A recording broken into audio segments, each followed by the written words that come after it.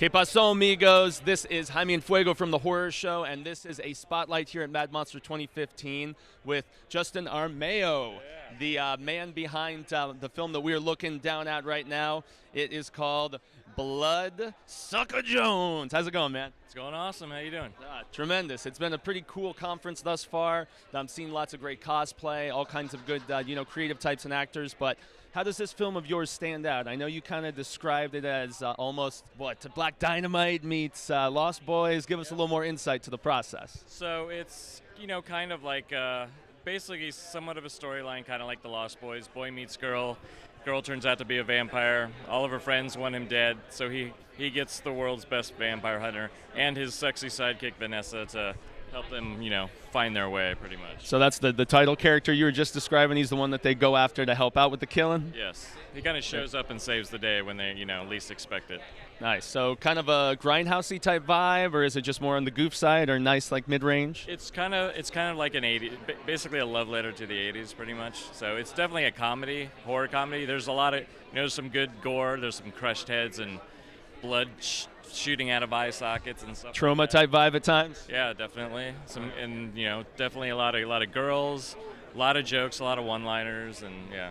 So made the 80s so great, man. The practical effects, the humor, all that stuff. That's when most of us came up, and I see most of that coming back with all the remakes of 80s stuff and trying to bring back those old franchises and things like that. So where can this film be made available? Is there a website we can direct our viewers to, or Facebook? It's Bloodsucka Jones the movie, and we're on Instagram, and if you can see where it's available on there, but it's available on Amazon and for the DVD, and Amazon Instant Video will be available probably in about 30 days. And then if you want to rent or download it, it's on Vimeo, IndieRain, Distrify, and VHX.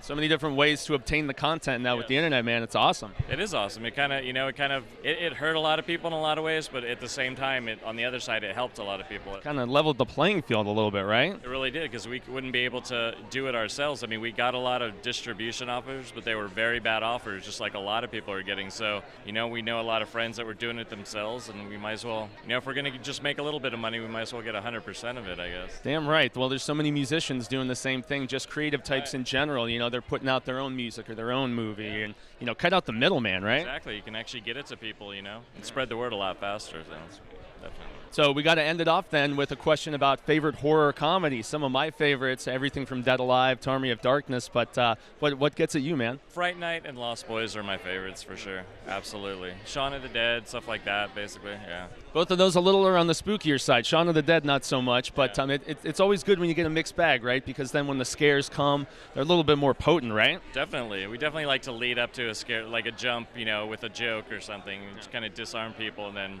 scare them, If you can make everybody feel every emotion at some point, you're doing a good job, I think. So. Well, that's life in general, right? It's not always scary. It's sometimes funny, even laughing in the middle of an insane situation. Oh, yeah, definitely. Awesome. Well, I want to extend the grande gracias from myself, Jaime and Fuego, and The Horror Show. Appreciate you speaking to us at Mad Monster, Justin. And check out this film, viewers, and we're going to be checking it out possibly for our third season. So stay tuned for that. And, yes, check out this rad artwork that we're going to have in some of the B-roll, man. The cover is very, very throwback and very righteous. So once again, thanks, man, and until next time, everybody, stay scared.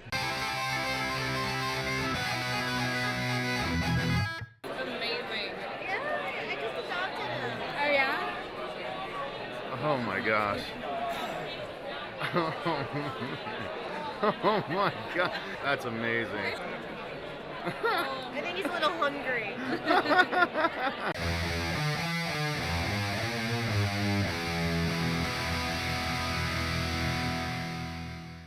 Bienvenidos once more, amigos. I'm Jaime and Fuego, and this is The Horror Show. We're at Mad Monster 2015, and I am with Andy, who is the co-person behind a film that we talked about a little earlier at the event called Bloodsucka Jones, and we're looking at some of his individual artwork today from Mr. Andy Social. How's it going? I'm going.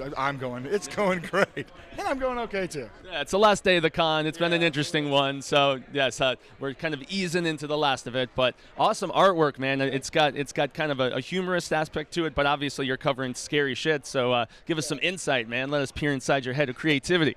Yeah, I like to blend kind of like the old movie lobby card look with little cartoony stuff. I just kind of bring in the horror stuff because, I grew up on horror movies, so why not incorporate stuff I love? It's a cool dichotomy, though, man. I dig it. That's kind of what I'm trying to do, is bring a couple things together, different things together. And we've got iconic stuff like Leatherface here. I mean, There's some really obscure stuff. yeah, They Live, which is really awesome that I pointed to just a moment ago. You've also got something from the stuff in there. I was told by Justin, Yes, your co-conspirator behind Bloodsucka Jones. It's somewhere there. There's all sorts of obscure stuff. Half of the thing is people coming up and trying to decipher what the heck I'm trying to draw. It's somewhere in there. There he is. Yep, I see Carrie. Yeah, we've got. There's Garrett Morris from the stuff. Oh man, I think an underrated film. As I was talking with your cohort about, man, the stuff is awesome. There is all sorts of stuff in there. So give us some insight about Bloodsucka Jones and your side of the creativity behind that project. It was 6 years of hard work, but it's paid off. It's really fun. We made some lifelong friends out of it, and I don't know. It was something we just want to do. We don't like to go to our deathbed wondering, what if we just tried it? Yeah, all those what ifs, hell no, man. Life is nothing with regrets. Right. That's why we don't. So we said, let's just do it. Let's just make a movie, and it actually came out really good. So. This is your first attempt at something that ginormous, or Yes. hence the 6 years, right? Yes, but that's okay. But it's well worth it. Well worth it. So we've had a great time with it. So. Yeah. As far as the Andy Social artwork goes, where can viewers of our program check that stuff out? Oh, it's on AndySocialIndustries.com. I'm also on Facebook under Andy Social Industries. Instagram, I did. Andy Social _Industries. So.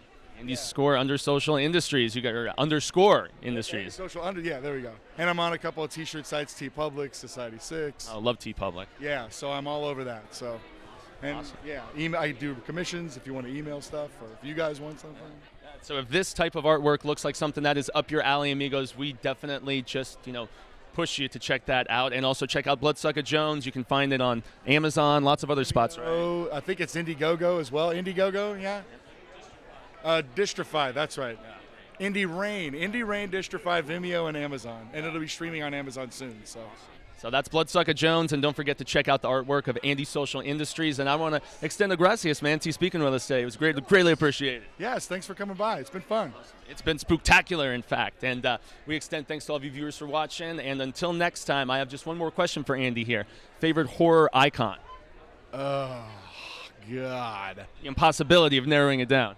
I'd probably just go with the easy Jason from Friday the 13th. I know it's so standard, but I think he's got the most entries, though, as far as those type of slasher series go. He's at the forefront. yeah, So. that's probably the one. Well, there you go, man. The Crystal Lake Killer, he's still captivating to this day. So until next time, amigos, I thank Andy here, and I thank all of you for watching. Stay scared.